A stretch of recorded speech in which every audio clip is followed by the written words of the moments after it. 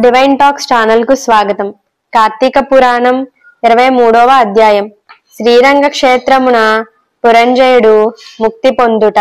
అగస్త్యుడు మరలా అత్రి మహర్షిని గాంచి, ఓ మునిపుంగవ, విజయం పొందిన పురంజయుడు ఏమి చేసునో వివరించుము అని అడుగగా, అత్రి మహాముని ఇట్లు చెప్పిరి. కుంభసంభవ, పురంజయుడు కార్తీక వ్రత ప్రభావము వలన అసమాన బలోపేతుడై అగ్నిశేషము శత్రుశేషము ఉండకూడదని తెలిసి తన శత్రురాజులందరినీ ఓడించి నిరాటకమ్ముగా తన రాజ్యమును ఏలుచుండెను. తన విష్ణుభక్తి ప్రభావము వలన గొప్ప పరాక్రమంతుడు, పవిత్రుడు, సత్యదీక్షా తత్పరుడై భక్తి ప్రియవాది తేజోవంతుడు అయి ఉండెను. మరియు అనేక శత్రువులను జయించి దశ దిశల అఖండ కీర్తిని ప్రసరింపచేసెను. శత్రువులకు సింహస్వప్నమై కార్తీక వ్రత ప్రభావమున కోటికి పడగెత్తి విజయాలను జయించిన వాడై ఉండెను. అతడిప్పుడు విష్ణుభక్తి గ్రేసరుడు, సదాచార తత్పురుషులలో ఉత్తముడై రాణించుచుండెను. అయినను తనకు తృప్తి లేదు.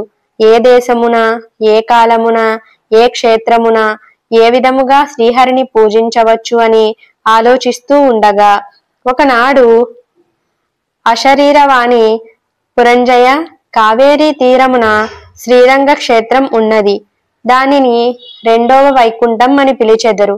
నీవచ్చటకు వెళ్ళి శ్రీరంగనాథ స్వామిని అర్చింపుము. నీవు ఈ సంసార సాగరమును దాటి మోక్షప్రాప్తిని పొందుదువు అని పలికెను. అంతటా పురంజయుడు ఆ అశరీరవాణి వాక్యలు విని రాజ్యభారమును మంత్రులకు అప్పగించి సపరివారముగా బయలుదేరి మార్గమధ్యమున ఉన్న పుణ్యక్షేత్రములు దర్శించుచు ఆయా దేవతలను సేవించుచు పుణ్యనదులలో స్నానము చేయుచు శ్రీరంగమును చేరుకొనెను.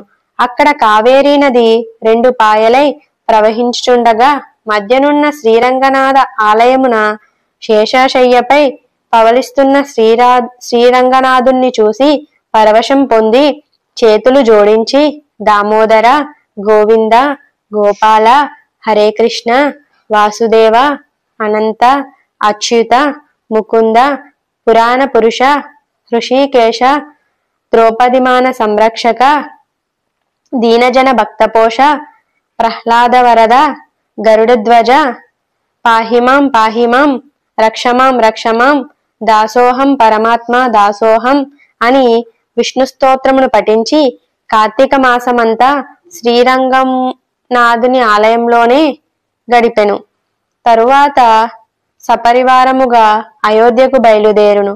పురంజయుడు శ్రీరంగనాథ స్వామి సమక్షమున కార్తీక మాసంలో చేసిన వ్రతముల మహిమ వలన అతని రాజ్యమందలి జనమందరూ సిరి సంపదలతో, పాడి పంటలతో, ధనధాన్యాలతో, ఆయురారోగ్యాలతో ఉండిరి. అయోధ్య నగరమున దృఢతారా ప్రకారములు కలిగి, తోరణ యంత్రద్వారములు కలిగి, మనోహరంగా చతురంగ సైన్యములను కలిగి ప్రకాశించుచూ ఉండెను.